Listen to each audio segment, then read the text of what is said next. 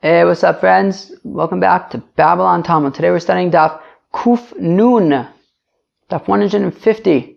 Friends, we're getting close. Masechta Shabbos. I guess that means like what? Like kind of like 1 week away, or I guess technically it's always the confusing thing, right? Is it 7 or is it 8? Technically, I guess it's 8, right? Because you gotta do 50, 1, 2, 3, 4, 5, 6, 7. Yeah, it's 8. Akoponim, let's get started.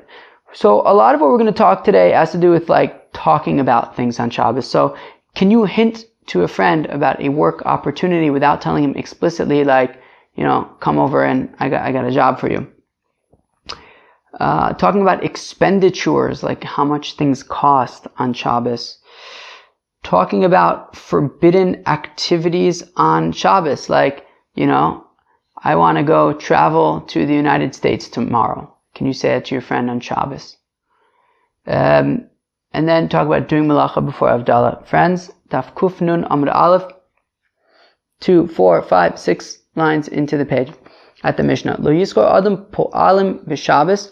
So, a Yid should not hire workers on Shabbos. Okay, makes sense. V'lo Yomer Adam L'Chavero L'Skor Lo Po'alim. Okay, and similarly, Reuven should not ask Shimon to hire workers for him, because if Reuven's not allowed to hire workers, well then Shimon's not allowed to hire workers either. So Reuven shouldn't be asking Shimon to hire workers for him on Shabbos. Of course, Tchum Shabbos, right? Tchum Shabbos is that you only are allowed to walk up to 2,000 amos outside of your city on Shabbos. So what if, the next city over, which is, I guess a little bit, it's more than 2,000 amos away, there are some workers there that you would like to hire. So we said that you're not allowed to hire workers on Shabbos, but can you just kind of walk as far as you can on Shabbos and then wait there until Shabbos is over? So right after Shabbos, you can make it to the next city, and you can go to the next city and hire some labor. So we're saying not to do that. Do not go to the edge of the Tchum Shabbos so that immediately after Shabbos you'll be able to hire workers. Or so that immediately after Shabbos you can go to your fruit fields and harvest some fruit. However, you would be able to go to the edge of the Tchum Shabbos and wait for Shabbos to end so that you can go immediately to your field in order to guard your fruit. For whatever reason, I guess you feel that there's a need to guard your fruit. So you would be able to go to the edge of the Tchum Shabbos for that, since you're allowed to guard fruit on Shabbos. Umevi peres biado. And once you're over there, well, once you're there anyways, so you went with the intention of guarding your fruit, and then once you were there, you picked a few things, that would be acceptable. But do not go to the edge of the Tchum with the specific intent of harvesting fruit. Klal Amar Abba Shaul said the following general rule, which is, Kol sha'ani zakei b'amiraso rashei lahachshich alav. Anything that I'm permitted to talk about, well then I would be permitted to go and wait by the edge of the Tchum. Okay, so we don't talk about doing malacha on Shabbos, but if there were, if it's considered something that you would be allowed to talk about on Shabbos, well then you would also be allowed to go to the edge of the Tchum Shabbos to do that thing. And we are going to see on Kuf Nun Amud Beis some examples of like what could this be, something that you're allowed to talk about that you would be allowed to go to the edge of Tchum Shabbos for. Says the Gemara, My Shnahu umay shna chavero. So the Gemara asks the question, the Gemara asks, isn't the first line in the Mishnah kind of obvious? Right? What's the first line of the Mishnah? It says, Reuven is not allowed to hire labor on Shabbos, of course. But then it also says that, and also he can't have Shimon hire labor for him on Shabbos. So the Gemara wants to know, isn't that obvious? If Reuven's not allowed to hire labor, well then Shimon isn't allowed to hire labor. What's the havdala? Like, what's he think? Like, why would he think that he might be able to ask Shimon to hire workers for him? So Amar Papa Chaver Nachri. So Papa says Shimon isn't Jewish. It's talking about, can Reuven ask a non-Jewish person to hire some workers for him? And the Mishnah is saying that he may not. Maskef Rav Ashi Amir Lenachri Shvus. Rav Ashi says, Rav Papa, what's the Havamina? We already know, right? We already talked about a few weeks ago, Amir La'akum. We already talked about a few weeks ago that you're not allowed to ask a non-Jewish person to do things for you that wouldn't be allowed on Shabbos. So of course Reuven would be unable to ask a non-Jewish person to hire workers for him on Shabbos. So I don't need the Mishnah to teach me that. Elo Amar Rav Ashi Afilu Tema Chaver Yisrael. So Rav Ashi says actually it is talking about his friend who is Jewish. Okay, so it's actually saying that Reuven cannot hire workers on Shabbos, and he also cannot ask Shimon to hire workers for him on Shabbos. And there's a point here. Hakamashmalan, what the Mishnah is teaching us is that Lo Yomar Adam Lachaveru Schor Li Po'alim. So while Reuven cannot ask Shimon to hire workers for him, however, Aval Omer Adam Lachaveru Hanir Shetamud Imi Lo Erev. So while Reuven cannot ask Shimon to hire workers for him, however, Reuven would be able to say to Shimon, hey Shimon, why don't you come over right after Shabbos? Now, both Reuven and Shimon know what he's talking about. He means, hey, can you come over after Shabbos? I have some work for you. And the point of the Mishnah is that that would be acceptable. That Reuven cannot say to Shimon, explicitly do something that is not allowed, such as hire workers for me, but he would be able to hint things to Shimon. He would be able to say to Shimon, hey Shimon, why don't you come over after Shabbos? Wink, wink. Right? And they both understand that means that there is some work to be done. Umasnisin money, and who is the author of our Mishnah? Rabbi Yoshua ben Korcha. Our Mishnah is like Rabbi Yoshua ben Korcha. The Tanya, as we learn in the Brisa, Lo Yomar Adam Lachaveru Anir Shetamud Imi La'erev. The Brisa, the Tanakama says that Reuven should not say to Shimon, hey, why don't you come over after Shabbos? Rabbi Yoshua ben Korcha Omer Adam Lachaveru Anir Shetamud Imi La'erev. Whereas Rabbi Yoshua ben Korcha says that Reuven would be allowed to say to Shimon, hey Shimon, why don't you come over after Shabbos? And they both understand that means that there's work to be done.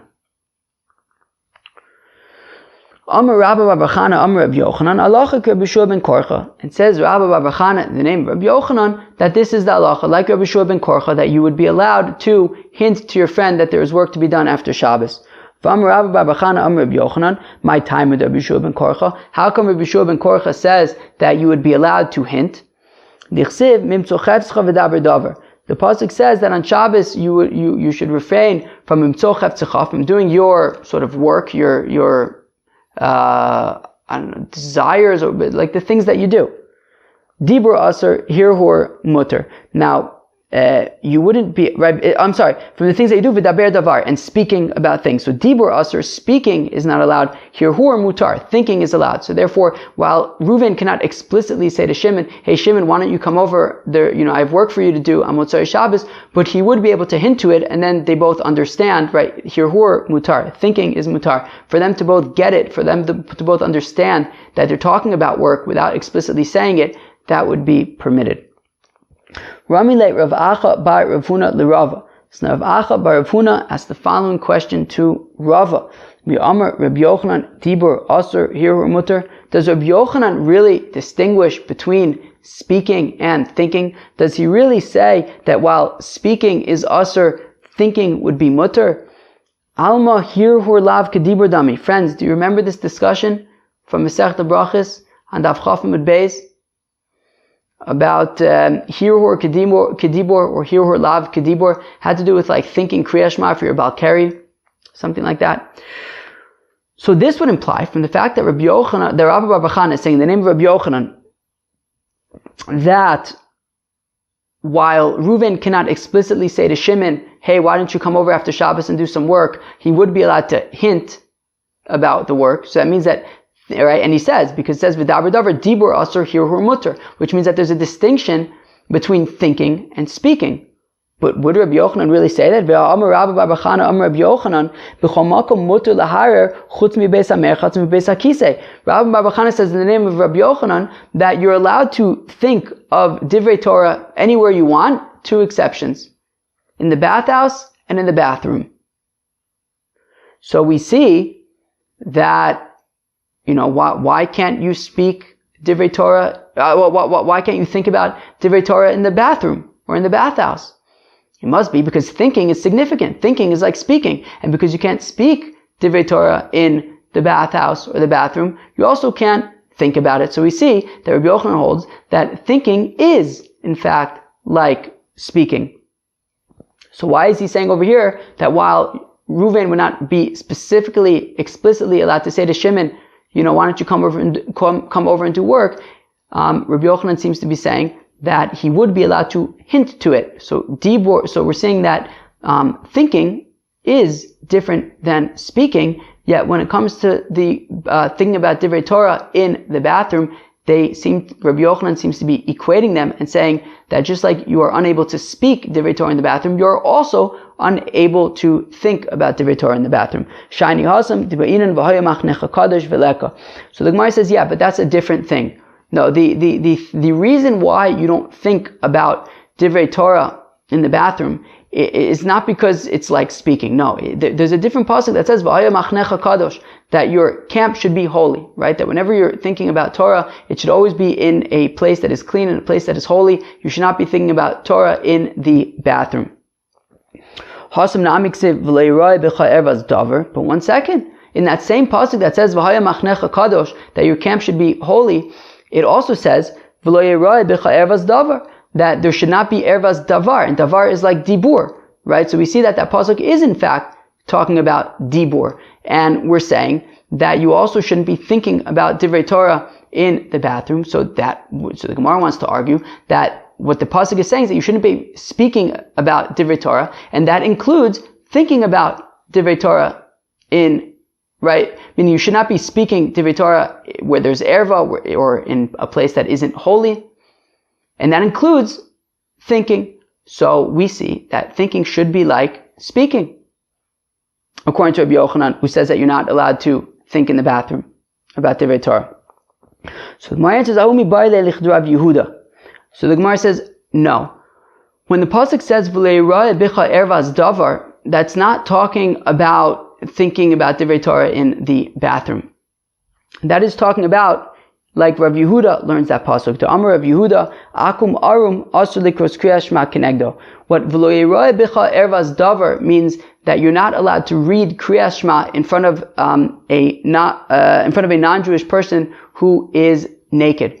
Okay, so that is what we learn out from v'lo yirah bicha ervas davar. That not to read Kriyas Shema in front of a non-Jewish person who is naked. However, in terms of thinking Kriyas Shema in the bathroom, that is learned out from V'haya Machnecha Kadosh, that is nothing to do with Dibur. It has nothing to do with speech. And therefore, Rabbi Yochanan can say not to think Divrei Torah in the bathroom without without drawing any conclusions about saying that Hirur is like Dibur. My Irya Akum Afilu Yisrael Namis. Now the Gemara wants to know, one second, why are we specifically concerned about saying Kriyas Shema in front of a naked Gentile? You also shouldn't be able to read Kriyas Shema in front of a naked Jew. So Lomi Ba'ya Kamar. No, it's saying, not only this, but even that. Lomi Ba'ya Yisrael. Of course, you can't read Kriyas Shema in front of a naked Jew.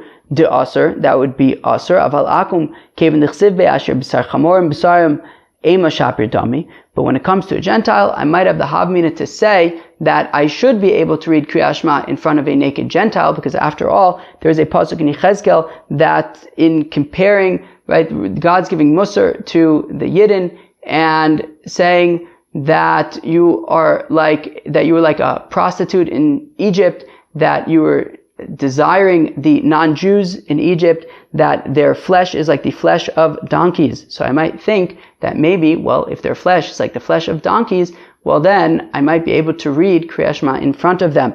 So therefore, Ema Shaper Dami, I might think that I might be allowed to read Kriyas Shema in front of them, Kamash Malan. Therefore, the pasuk needs to teach us, V'leira bicha ervas davar, that you are not allowed to read Kriyas Shema in front of a naked Gentile either. Ema hachi nami.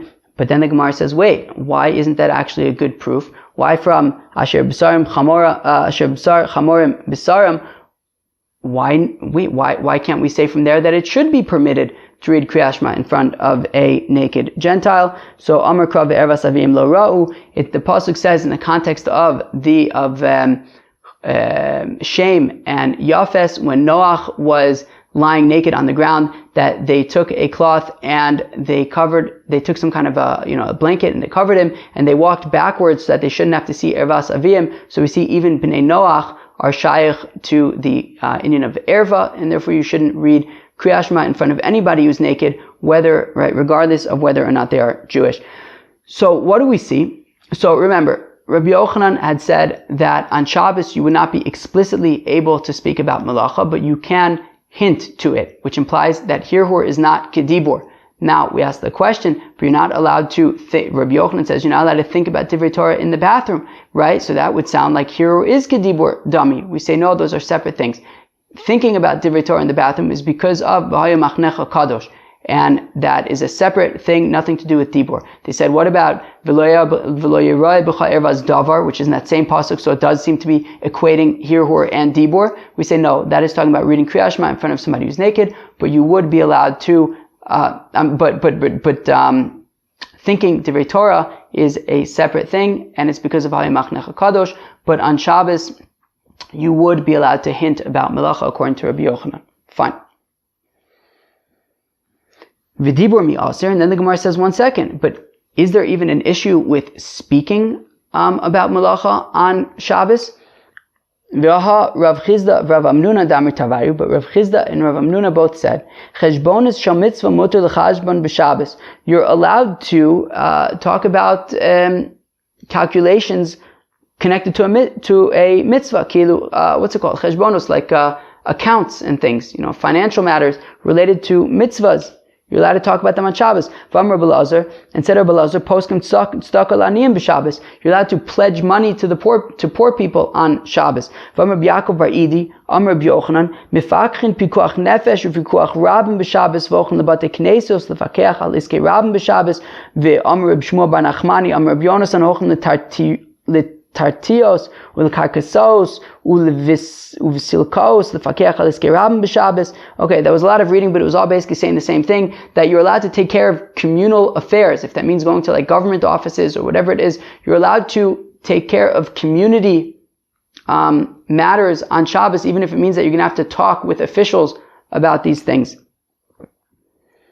V'tana Dvei Menashe, and we learn by the Besmedrash of it was taught by the Besmedrash of Menashe, Mishadchen ala tinokos le'aris b'Shabbos. You're allowed to marry off the children on Shabbos, or at least make matches on Shabbos. Ve'al atinok le'lamdo sefer le'lamdo umanos, and you're allowed to teach a child, books, I guess, teach him Torah, but also an occupation. You're allowed to talk to him about an occupation on Shabbos, right? So we see that there are all sorts of melacha-oriented things that you are allowed to talk about on Shabbos. So why are we saying that dibur is aser? So Amar Kav Tzochet Tzechav V'daber Davar. So we say, well, the pasuk says, from finding your desires, from finding your things and speaking. Chafatzecha asurim, chefze shemayim mutarim. Right? So it says, Memtzo chefzecha. Right? So your items, your work is aser, but chefze shemayim mutarim, that the needs of God are permitted. So that is why you're allowed to pledge tzedakah ta'aniyim. That is why you are allowed to do pikuach nefesh and to take care of your community. And Rashi says, even when it comes to teaching your child a profession, so Rashi says, l'lamda umnus dehanami mitzvahi. That is also a mitzvah to teach your child a profession. So therefore these things are mutar on Shabbos. But talking about just regular melacha, about the work that you have to do, that would not be something that we would do on Shabbos. Okay, says the Gemara, Amar Rav Yehuda Amar Shmuel, Cheshbonos shel malach v'shel mabechach muter l'chashbon b'Shabbos. So it says Rav Yehuda Amar Shmuel that things about malach, that what are these things to you? Meaning, if somebody asks me advice, and Rashi says, right, for example, how much money is it going to cost for me to build my house? So you could say, look, when I built my house, it cost such and such amount. So kilu, it's not things that you need, it's for somebody else. Or if it's things that were already, you've already completed, right? Things about the past tense, Those things you're allowed to talk about on Shabbos. We also learn in a brayso like this, calculations and financial matters that passed, and as we're going to see, what this means is that they haven't completely passed, right? Or that are going to be in the future, asur l'chashbon. Those things you can't talk about. Things that are in progress or that are going to be in the future, you cannot talk about. But shomalach, things that you're just giving advice to somebody else, v'shomabachach, or things that completely passed, well then, mutar l'choshvan, you can talk about them. Now, we're going to ask a kasha on this. It gets very highly technical and a little bit hard to understand, but I don't know, but the conclusion is a little bit clear. So over Aminu, we have a kasha. So you're allowed to make calculations that you don't need, okay? So, but we don't make calculations that you need on Shabbos. Okay, Ketzad, what are we talking about? Okay, Omer Adam l'chavero kach v'chach po'alim hotzesi al sadezo. So a person, Reuven's allowed to tell Shimon, look, when I built my house, I had to hire X number of workers. Kach v'chach tinarin hotzesi al dirazo. Or Reuven could tell Shimon, look, I paid X amount for my apartment.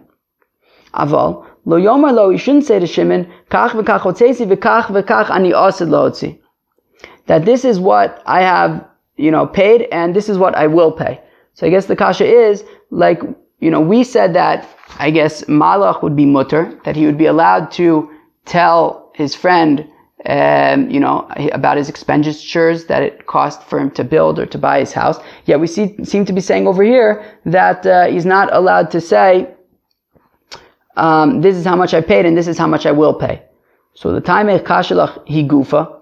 So then the Gemara says, yeah, but I'll also have kashas on you because you said that cheshbonos she'avru are asur, that you can't talk about things that passed, and yet we seem to be saying over here that you can talk about things that already passed. So Ella ha deika agra da agira gabe ha deleka agra da agira gabe, and this is an important thing. It depends if he still has outstanding expenditures, right? If he's already built his house or already bought his house and he's already paid everything, well then he could talk to his friend about how much he paid for it. But if there are still outstanding bills that he hasn't yet paid, well then he's not allowed to talk to his friend about it. So for example, as it says, right, right,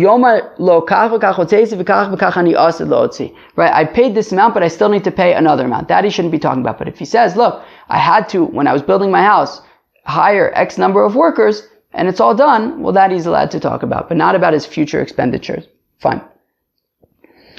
Fine, so we talk about not waiting at the end of Tchum Shabbos. So there's the Agos V'Tzionim points out that technically this part of the Mishnah should just be moved a few lines lower, but okay, not a big deal. Tana Rabbanan, the rabbis taught, Ma'aseh b'chassid echad, there was a story with a certain chassid. Now interestingly, so we had a Rashi on Daf Kuf Chav Zayin Amud Beis that says that whenever it says Ma'aseh b'chassid echad, it's talking about either Rabbi Yehuda bar Ilai, who is Rabbi Yehuda, or Rabbi Yehuda ben Bava, who was one of the Asar Arugei Malchus. So, okay, so there was a story with a certain chassid, Shenifritz alo peretz b'soch sadeu, and there was some kind of breach in his field. And now there was, I guess, a breach in a fence, and now either people or animals would be able to come in, and, he wanted to fix the breach. V'nimlach aleh l'godra. And he said, okay, well, there's a breach in my fence, I better go fix it. V'nizkar sheshabbasu. But then he remembered, oh wait, it's Shabbos. Change of plans. I shouldn't be fixing my fence now. V'nimna also chasid v'lo gidra. So this chasid did not fix his fence. V'naisa lo neis v'also bot salaf u'mimena haisa panasaso fanasasan shebeso. Isn't that crazy? So a miracle happened, and a caper bush grew in that place where the breach was. So, and it miraculously filled in the breach for him, and additionally gave him food for him and his family to eat. Isn't that awesome? So because he held himself back from fixing his fence, because it was Shabbos, he got rewarded with a lifetime of sustenance and nourishment. Interesting.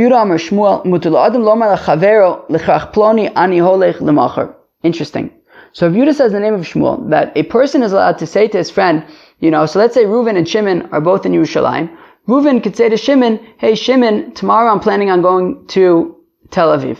Now, you can't really walk to Tel Aviv on Shabbos because there's issues of Tchum Shabbos, right? After 2,000 amos, once you leave Jerusalem, you wouldn't be allowed to continue. However, nonetheless, Reuven is allowed to say to Shimon that he plans to go to Tel Aviv on Sunday. Shem yesh burgenin holech, because theoretically, if there were these little huts that are called burgenin, set up every 70 amos, right? So basically, once you get to 2,000 amos, you're at the end of Tchum Shabbos. But if every 70 amos there were these little huts, so that would just extend Jerusalem. Basically, if it went as long as it goes all the way to Tel Aviv, it would extend it all the way to Tel Aviv. And therefore, theoretically, since if there were these huts, now there aren't these huts, but theoretically, if there were to be these huts, Reuven would be allowed to walk all the way to Tel Aviv, even on Shabbos. Therefore, he's allowed to talk about going to Tel Aviv on Sunday, since it doesn't necessarily have to be something that is objectively usur on Shabbos. Tanan, we learned in our Mishnah, Ein machshichin ala tchum, liskor poalim, ulavi peris. 1 second. So first of all, before I continue, I want to point out that Abba Shaul had said at the end of our Mishnah, Klal Omer Abba Shaul kol shani zaki b'amiraso rashani la'ach shechalav, that anything that I'm allowed to talk about, I'm also allowed to go to the edge of the tchum on Shabbos about, right? So basically what we want to say is, okay, so basically, if you'd be allowed to, let's say, theoretically travel all the way to Tel Aviv and talk about traveling all the way to Tel Aviv on Sunday, theoretically, then I should be able to go to the edge of the Tchum on Shabbos, even though right now I can't go to Tel Aviv because there aren't these little huts, but I should at least be able to go to the Tchum right on Shabbos so that I can then travel right after Shabbos. Basically, anything that you would be allowed to talk about on Shabbos, you can also go to the edge of the Tchum for it on Shabbos. So now let's see.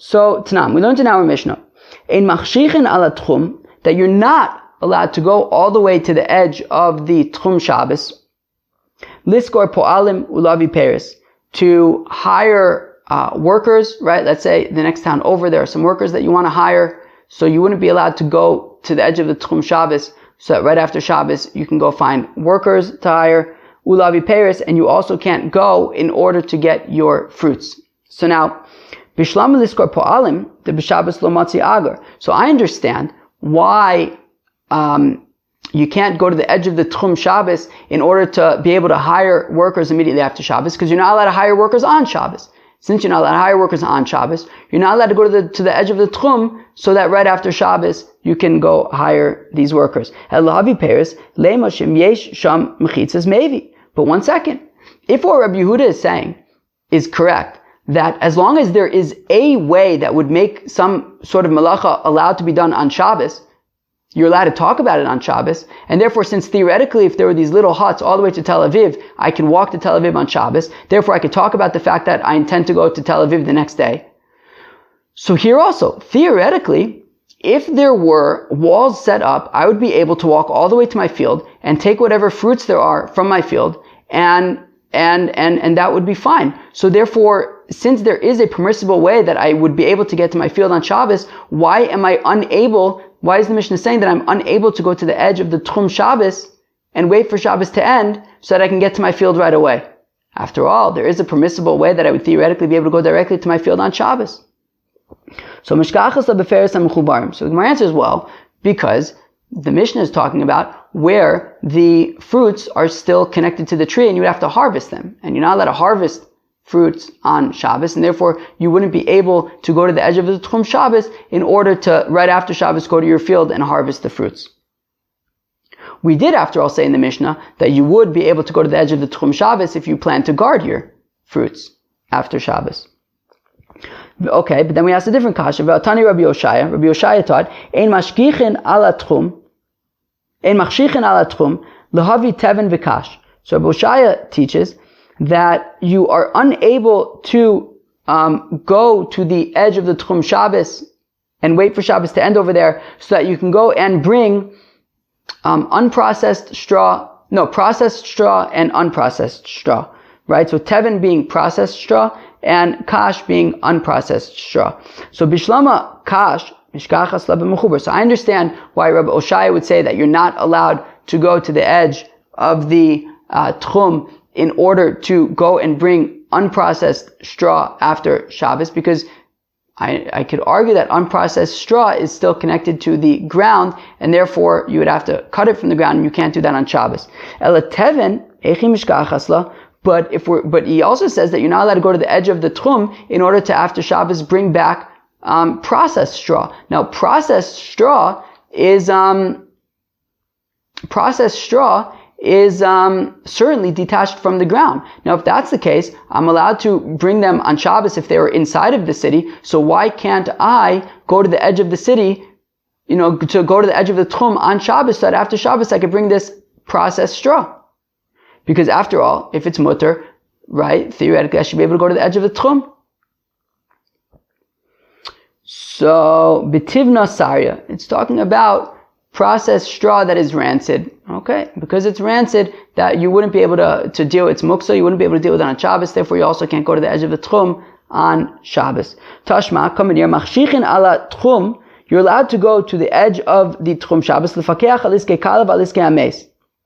You're allowed to go to the edge of the tchum on Shabbos and wait for Shabbos to end over there. If right after Shabbos you want to deal with things related to a bride or things related to a mace. Now, aliske kala v'mace in, aliske acher lo. Now we're saying that you're allowed to go to the edge of the tchum Shabbos if right after Shabbos you want to do things related to a kala, a bride, or related to somebody who passed away.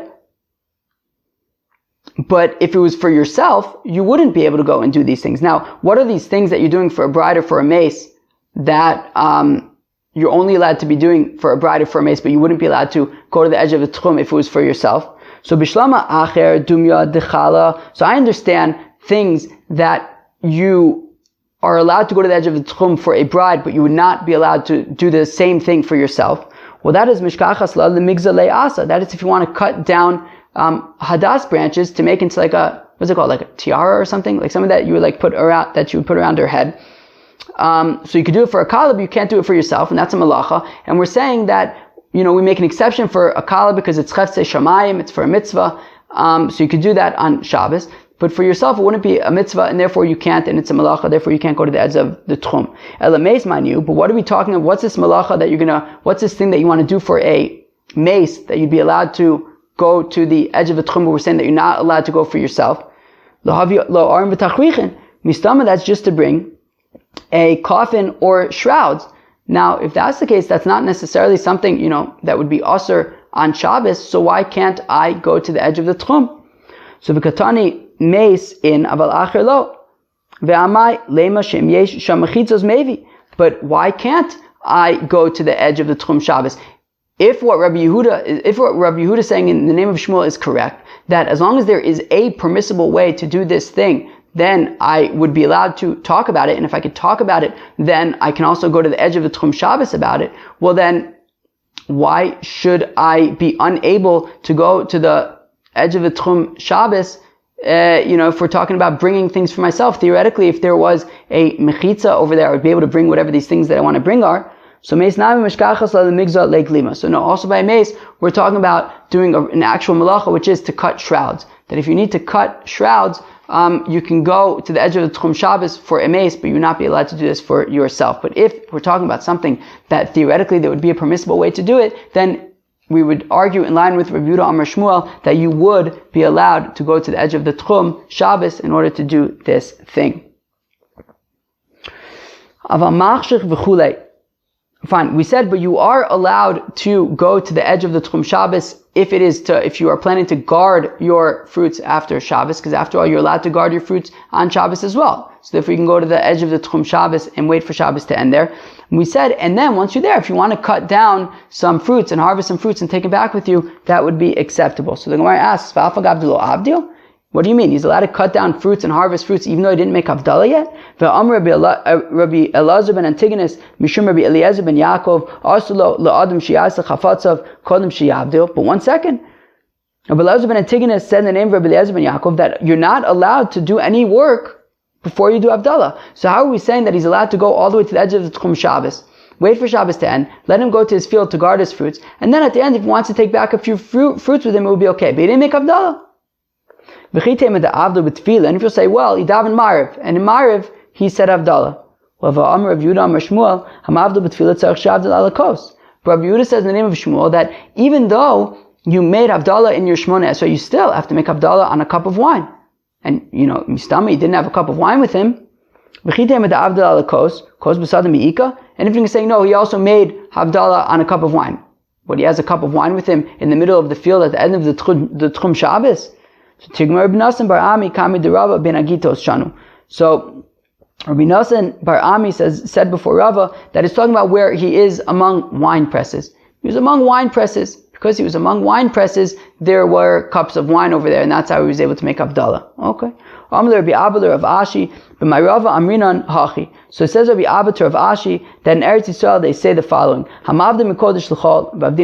They just say the 4 words Hamavdil bein kodesh l'chol, and then they do whatever they want, and they don't necessarily need to make havdala ala kos immediately. They can say Hamavdil mikodesh l'chol to just separate between Shabbos and the weekday. And it says Rashi, and certainly if you would say it in Mariv, it would have, in Shmoneh Esrei, it would have the same effect. Then you can already do Melacha, but you should still then make, havdala ala kos afterwards. Amar Rav Ashi, ki avina be Rav Kahana, hava Amar, hamavda mikodesh l'chol, misaltin and silte. Says Rav Ashi that when I was by the Beis Medrash of Rav Kahana, he would just say, hamavda ben kodesh l'chol, right? He who separates between holy and, weekday, mundane, and then we would already start chopping wood and doing melacha. So we see that as long as you say Amavda ben Kodesh L'chol, then you can do melacha already, and just, later on, make sure to say havdala ala kos. Alright, that was Daf Kuf Nun of Masechta Shabbos. So we started off talking about hinting to a friend about a work opportunity. So the Tanna Kama said that you are not allowed to hint to your friend about a work opportunity and say like, hey, why don't you just come over after Shabbos, and both of you will understand that means to do work. The Tanna Kama says that you're not allowed to do that. Rabbi Shua ben Korcha says that would be fine, that would be acceptable. Rabbi Bar Bachana says in the name of Rabbi Yochanan that this is because Dibur Aser Hirhur is mutter, that you're not allowed to talk about Malacha on Shabbos, but you can kind of allude to and think about Malacha on Shabbos. And we said that when it comes to talking about mitzvahs, then even dibur is permitted, right? So, for example, pledging money for poor people on Shabbos, that would be permitted.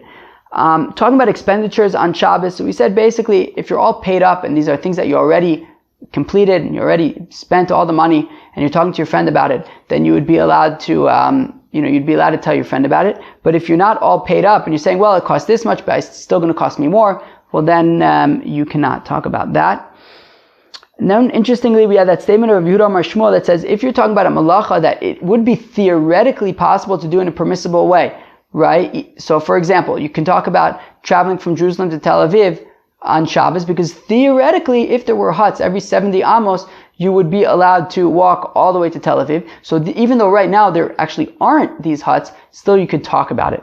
And then, if you can talk about it, you can also then go to the Tchum Shabbos about it. And then we talked about doing Malacha before havdala, and at the end we said, Rabbi Abba and Rav Ashi both said that as long as you say Mavdil ben Kodesh L'chol, you can already do Malacha, but do not forget to say havdala on a glass of wine later on. Friends, that was Daf Kuf Nun of Masechta Shabbos. Hope you enjoyed. Hope you have a great day. Peace out.